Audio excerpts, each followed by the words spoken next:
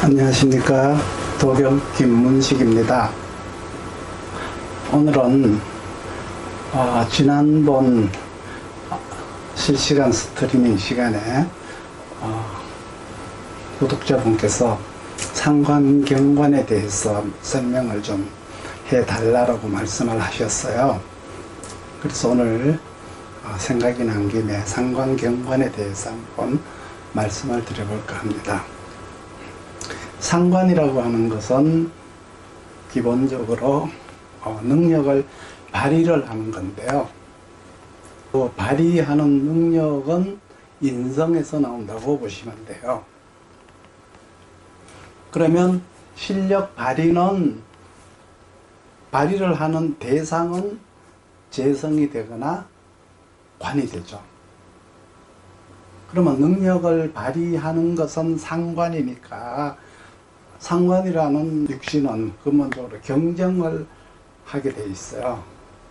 그러면 상관이 상극을 하는 경관을 하면은 관을 보았다. 상관이 관을 보았다가 견관이에요. 그러면 당연히 관이 상극을 당하면은 겁재가 살아나요. 겁재가 살아나서 쟁제를 하게 되죠. 근본적으로 이제 상관 경관에서 관을 파기를 시켰으니까 겁재가 살아나서 정제를 한다. 그렇지 않고 관을 견제하는 게 있어요. 관을 견제를 했다라고 하는 것과 상극을 했다라고 하는 것은 다른 놈이에요. 다른 놈인데 겁재와 상관이 같이 일어나죠. 겁재라고 하는 나의 많은 경쟁자를 내가 끌어들인 것이 돼요. 그러니까 겁재라고 하는 경쟁자를 끌어들여서 그것을 내 편으로 만들 것인가 나의 적으로 만들 것인가의 문제죠. 요즘 대다수가 견관은 신경을 안 쓰고 파관으로 그냥 밀어붙이는 경향이 있어요. 상관, 경관된 사람들이 되게 현대사회의 군부의 장성이라든가 경영학의 최고 자리 이런 이제 위치에 많이 있는데 그 사람들은 하나도 이제 볼 생각하지 않고 그냥 부정적으로 나타나는, 그러니까 세상을 보는 신령한 눈은 신령하게 상관경관으로 성공한 사람들은 보지를 않고 모두가 다 파관으로 생각을 하면 안 된다는 거죠. 경관과 파관에 대해서 전혀 이제 구분을 하지 않는 모양인 게 참 답답한데요. 상관 경관은 잘못됐다. 이유는 말할 것도 없이 퇴직했다. 이렇게 말을 하는데 퇴직을 했으면 그 다음 프로그램이 있어서 퇴직한 거예요. 그냥 잘린 것과는 달라요. 무조건 그만뒀다라고 하면 안 되죠. 상관 경관되면 잘못됐다. 잘못됐다라고 하는 이유는 말할 것도 없이 그냥 퇴직했다라고 해요. 퇴직이라는 그 말 자체는 내가 다음 프로그램이 있기 때문에 퇴직한 거예요. 그냥 잘린 것과는 다른 의미죠. 무조건 그만뒀다라고 하면은 안 되고요. 그 다음에 내가 어떤 프로그램이 있어서 어떤 계획이 있어서 쟁제를 한 건지 잘린 것인지 그 다음 프로그램이 있어서 경쟁 참여를 하기 위해서 또다시 더 높게 가려고 하는 건지 구분을 하셔야 돼요. 그 다음에는 이제 정인이 있고 상관이 경관을 하는 경우예요. 정인이 상관을 제하고 상관 경관을 했으니까 이것은 결과는 관인 상생으로 나타나요. 그 다음에 또 하나는 정인이 상관을 상진하고 경관하는 경우죠. 또 그 다음은 살이 일간을 침입한 거예요. 이런 식으로 이제 종류별로 공부를 해야 되는데 제일 많은 상관경관은 정인이 상관을 상징한 이후의 경관이에요. 그래도 10,000명 중에 1명 정도는 정인이 상관을 제하고 상관경관한 후에 관인상생이 있어요. 가장 큰 지도자가 될 수 있는 케이스죠. 그렇죠. 거의 대부분이 상관경관 하기 이전에 상관상진부터 당해요. 그 정인이 상관을 폐인을 한 것인지 상진을 한 것인지 먼저 구분을 해야 되는데, 그동안에 여러분들께서는 상관경관을 보던 그 태도를 좀 바꿔 주셔야 된다. 왕한 인성이 상관을 상진해서 관이 살아났다. 그렇게 되면 어떻게 되나요? 이후에 살아난 관은 일간을 상극해요. 능력을 발휘하지 않고 상진이 되었으니까, 상관이 상진되었으니까 일간이 능력을 발휘하지 않았죠.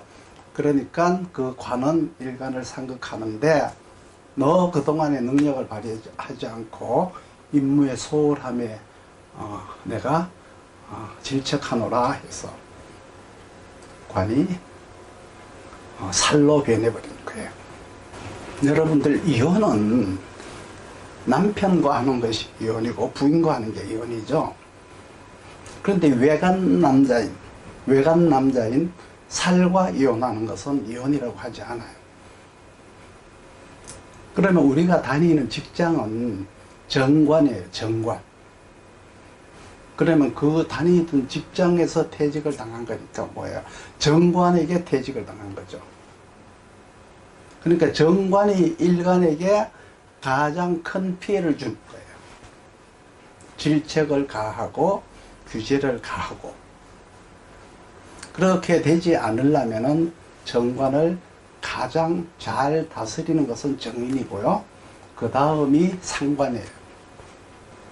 그러니까 정관을 잘 조정하는 것은 정인이고 상관인데, 정인으로 다스리는 정관과 상관으로 다스리는 정관은 그 다스리는 방법이 서로 다르기 때문에 정인과 상관은 서로 사이가 좋지 않아요. 원수지간이에요.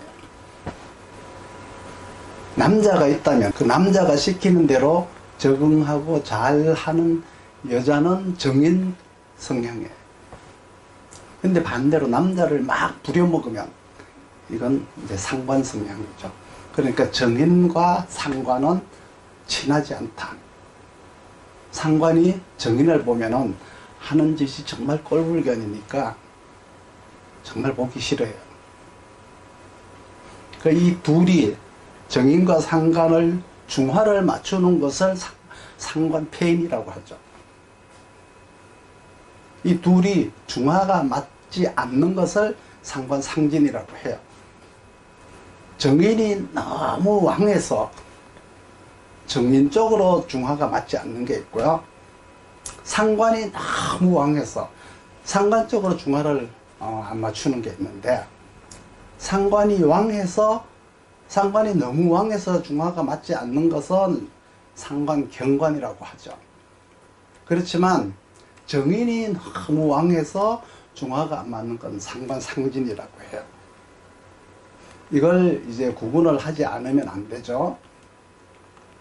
그리고 상관경관은 주체가 정관이에요.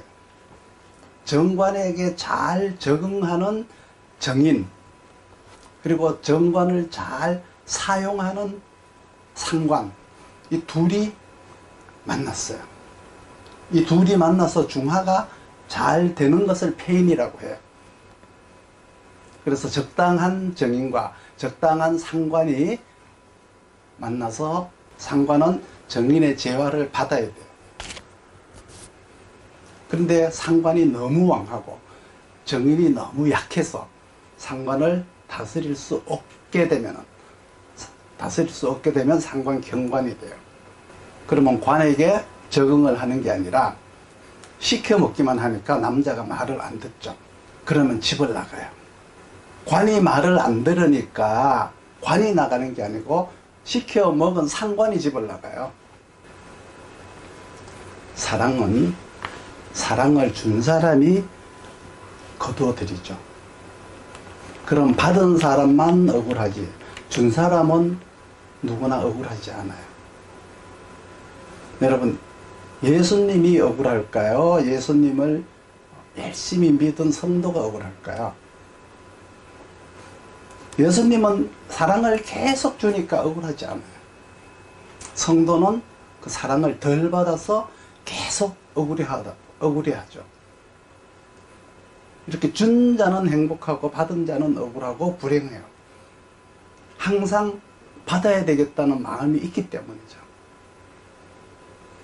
준 사람은 고맙다는 소리를 못 듣고 받은 사람은 미안하다는 소리를 듣고 살아야 되니까 불공평해 보이지만 공평한 것이다. 선생은 제자들에게 더 못 가르쳐줘서 미안하다라고 하고요. 제자들은 늘 불평을 해야 될 권리가 있어요.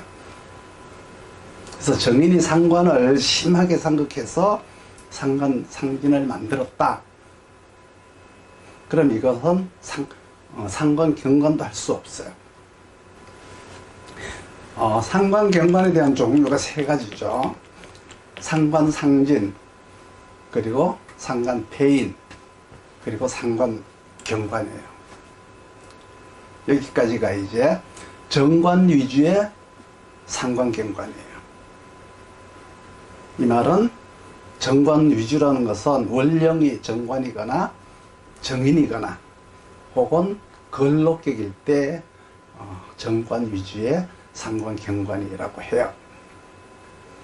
원령이 인성이거나 관일 때를 말하는 거죠. 상관은 원령이 상관일 때 상관이라고 해요.